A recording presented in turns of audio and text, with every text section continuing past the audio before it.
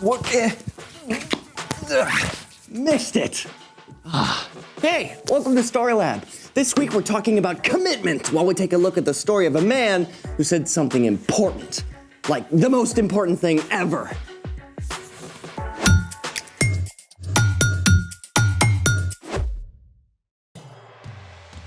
Hey, I'm Carter. And I'm Zeke. We're talking about commitment, which is making a plan and putting it into practice. Speaking of practice, I need to stay limber. Yeah. I'm getting tired just watching you. What exactly are you training for? Oh, it's an ancient sport I just discovered. You have to have super speedy reflexes, amazing hand-eye coordination, and top-notch motor skills. Ooh, that sounds intense. How do you play? You need a ball and these, pronged metal spiky things. Yikes! Dangerous! Oh, it has its risks. Stand back. Behold! Jacks? You're training to play jacks? I thought you said it was an ancient sport. It is. My parents used to play it. Anyways, it's harder than it looks. Watch. So the trick is to bounce the ball high enough to collect it, or some of these, but not too high, otherwise hey, where'd it go? Here, can you help me look for it? Did it bounce over? I think it bounced over here. All right, Lola, yeah, look that way, I'll look over here.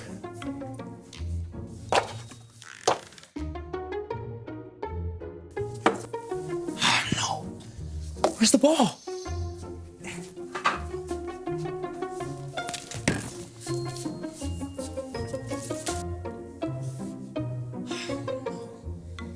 It's not over here either. I think it's gone. Sorry. Man, how am I supposed to train? Let's make a new one. Like make an actual bouncy ball. I'll coach you through it. All right, let's make it. Today, we're gonna make a bouncy ball. What color do you want it to be, Zeke? Blue. No, red. Wait, purple, Okay. purple? How about a multicolored one?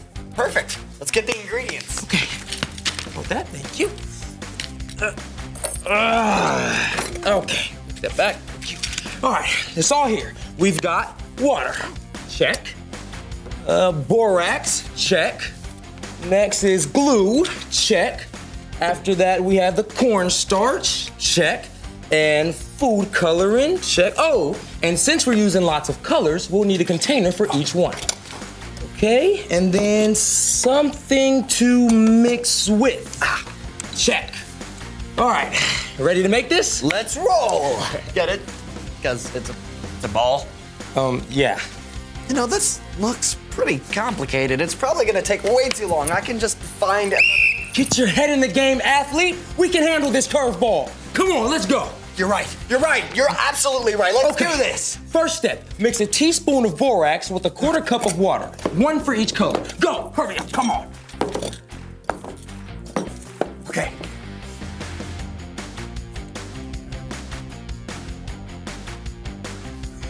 Okay.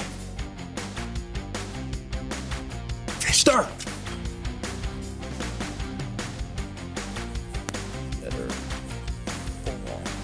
Okay, check. Now, add a teaspoon of glue to each container. Does it matter if it's clear or white? Nope, both work, but good question. Nah, I like to be on my A game. Keep going, keep going. You're doing good. As I see the improvement. Good job, Zeke. Okay.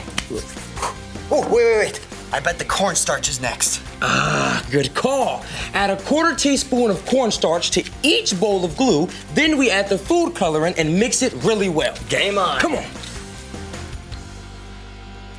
Very hesitant. There you go. Now what? Food coloring. Oh, right. Food coloring. Put the food coloring in. There we go. Come on, food coloring. Mix it. Mm-hmm. Mix it. Mm-hmm. Are you mixing? I'm mixing. Are you mixing with maximum effort? Mixing is happening right now. Maximum effort mixing? As hard as I can. Okay.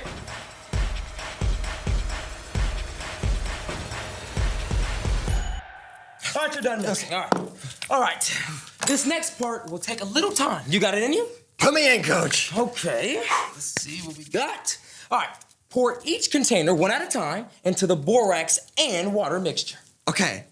Now. No, Run out, all come on. right, all right. Scrape. I'm scraping. Now it's not mixed. What are we thinking now? Ooh, Scrape. very drippy. Now mush. 3, 2, done. Okay. All right. So that was the mix. That was the mush. That's check. Whew. Good job, man. But the game's not over. We're almost at the finish line, all right? Now smash all the colors together and form them into one ball, okay? Go, form, smash, form. Roll it. Make that ball. Make the ball. We need the bouncy ball. Make the ball. Roll. Yep, I'm rolling. Come on. I'm rolling. It's almost there. Come on. Don't give up. Don't give up. I'm at 3. Come on. 2, 1. Done. There you go. Z. Good job. So, nice work, Z. You know, those last 15 seconds were a touch and go for a moment. But what was going through your head? You know, it was tough, but we didn't give up. We took a chance and it paid off. It was totally worth it, and we made a bouncy ball. A bouncy ball. Wow, look at that. Well, you heard it here first, folks. Well said. Speaking of speaking, it's time for... The story before the story. Today, we're in the book of Matthew. Matthew is one of the 4 Gospels that tells about the life of Jesus. For 3 years, Jesus traveled from town to town, sharing about God's kingdom and healing people. As they traveled, Jesus' closest followers saw him do amazing things, like walk on water. Jesus took 2 fish and 5 loaves of bread and turned them into food for more than 5,000 people. He healed the sick and even brought a young girl back to life. It was clear Jesus was special, but everyone had a different idea about who Jesus really is. Which is where our story starts. Take it away. Hey everyone, I'm Erica. Just like us, Jesus needed space. One day he traveled north with his friends to the city of Caesarea Philippi, perhaps to be in a place where he wasn't known as well, and there would be fewer crowds. The town itself was named after the Roman ruler Caesar Augustus, who was considered a god, like all the other Caesars. Many people in that area worshipped other false gods too. Jesus knew about this. He also knew all the questions people were asking about him. So Jesus went to the heart of the matter by asking his closest friends an incredibly important question. Who do people say the Son of Man is? Hold on a second. Son of Man? What's that all about?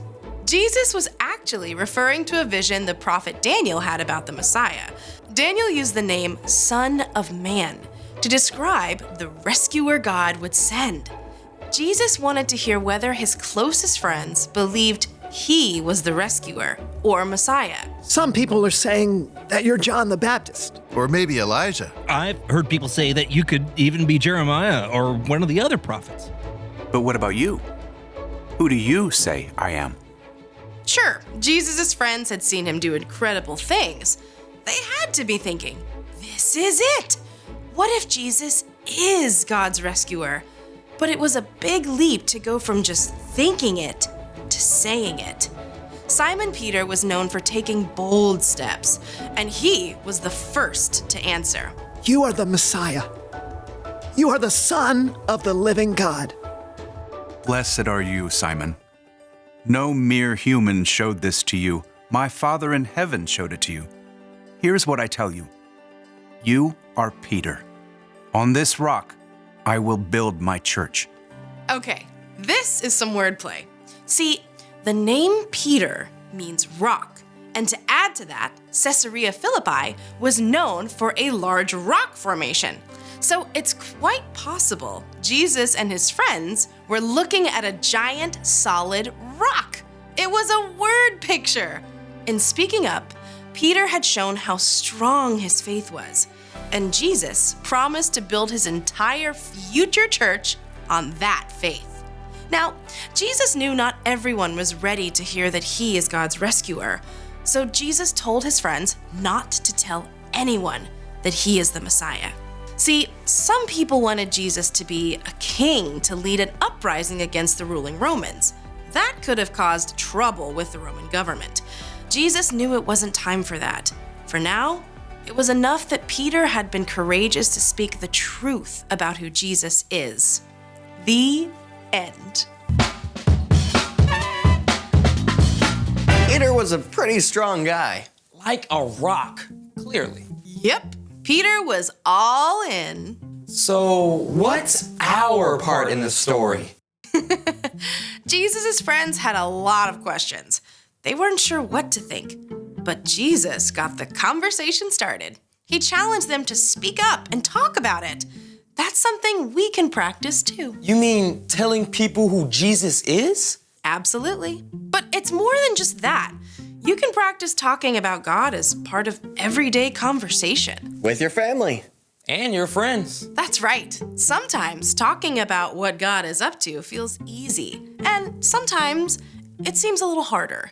But choosing to talk about God reminds you to keep your eyes open for what God is doing. And get other people to see it too. You can share about the way God helped you to stay calm on a big test. Or when you see an incredible sunset, you can talk about God's amazing imagination. And if your friend gets upset, you can remind your friend that God is always with us, especially when we're lonely or sad.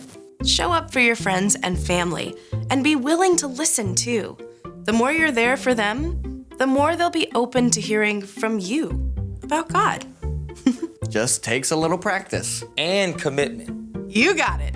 This has been awesome. Thanks for having me, and see you next time. Bye. So, here's the thing. Practice talking about God. Share what you've seen. And you can talk about it while you do what you love to do. Hey, I've got my jacks. And I got our brand new bouncy ball. Perfect. Hey, let's talk about God while we play jacks. Awesome. I see God in ocean waves. I see God when new leaves grow. Or when God helps me with a tricky math test. Or when I need help to make a wise choice. Ready to admit defeat? Never. I'm committed to this. Thanks for joining us in the Story Lab. See you next time. All right, you want to keep playing? Yeah, but we need the ball. Oh, Did we lose that one too? we might have to make another one. All right, coach. All right. You go get the stuff, I'll go get my whistle.